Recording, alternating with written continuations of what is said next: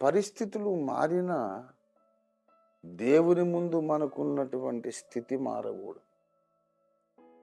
పరి అంటే చుట్టూ, పరి అంటే చుట్టూ, పరిభ్రమణము, పరి ఆవరణము, చుట్టూ.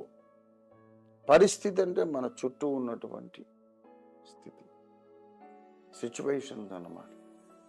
పరిస్థితి ఎలాగైనా మారొచ్చు, చుట్టూ ఉన్న స్థితులు మారొచ్చు. దేవుని ఎదుట నీకున్న స్థితి మారొద్దు. అందరూ మనకు నమ్మకంగా ఉన్నప్పుడు మనం దేవుని స్తుతించాలి. భూమి మీద అందరూ మనల్ని మోసం చేసి వదిలేసిన ఇంకా మనం దేవుని స్తుతించాలి. అందరూ మనకు నమ్మకంగా ఉన్నప్పుడు, ప్రేమించినప్పుడు కూడా దేవుని మీద ఆశ పెట్టుకోవాలి.